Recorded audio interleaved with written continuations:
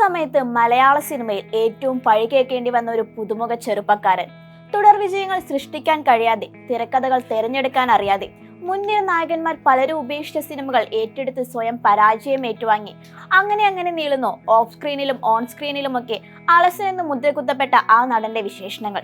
ഇന്ന് ആ നടൻ മികച്ച നടനുള്ള മത്സരത്തിൽ കിടപിടിക്കുന്നത് മലയാളത്തിന്റെ മെഗാസ്റ്റാറിനൊപ്പമാണെന്ന് പറഞ്ഞാൽ എത്ര പേർക്ക് വിശ്വസിക്കാൻ കഴിയും? അതായിരുന്നു സിനിമ അയാൾക്ക് നൽകിയ ഏറ്റവും വലിയൊരു പരിവർത്തനം. ഇത്തവണത്തെ സ്റ്റേറ്റ് അവാർഡ് അവകാശപ്പെട്ട കൈകളിലാണ് എത്തിയെങ്കിലും അയാളും അയാളുടെ സിനിമകളും അർഹരായിരുന്നു എന്ന് തോന്നിപ്പോയ നിമിഷം കൂടിയായിരുന്നു ഈ വർഷത്തെ സംസ്ഥാന പുരസ്കാര പ്രഖ്യാപനം. സ്റ്റോക്ക് എക്സ്ചേഞ്ച് സൂചിക പോലെ കയറ്റിറക്കങ്ങൾ നിറഞ്ഞതായിരുന്നു ആസിഫ് അലിയുടെ കരിയർ ഗ്രാഫ്. 2009 ഋതുവിലൂടെ സ്വപ്നതുല്യമായ അരങ്ങേറ്റം ലഭിച്ചിട്ടും ജാഗ്രത കുറവ് മൂലം നഷ്ടങ്ങളുടെ കണക്കുകൾ മാത്രമുള്ള ഒരു ഭൂതകാലം ഉണ്ടായിരുന്നു അയാൾക്ക്. എന്നാൽ 2024 തന്നിലെ നടനെയും വ്യക്തിയും ഒക്കെ മൊത്തത്തിൽ പൊളിച്ചെത്തിയ ഒരു ആസിഫ് അലിനെയാണ് നമ്മൾ എല്ലാവരും കണ്ടത്. ആസിഫ് അലിയുടെ കരിയറിലെ ഏറ്റവും മികച്ച വർഷം.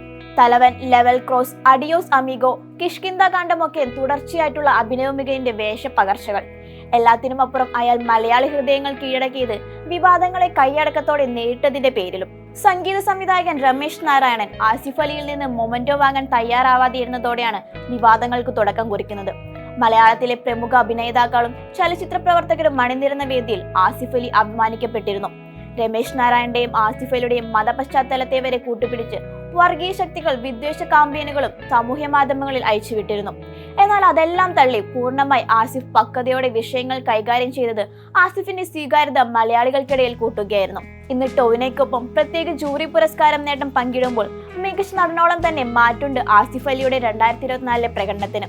ഒന്നിലേറെ സിനിമകളിലെ പ്രകടനം മാനദണ്ഡമായി പരിഗണിച്ചിരുന്നുവെങ്കിൽ ആസിഫ് അലിയുടെ വിധി മറ്റൊന്നാകുമായിരുന്നു എന്ന് നിസ്സംശയം നമുക്ക് പറയാം.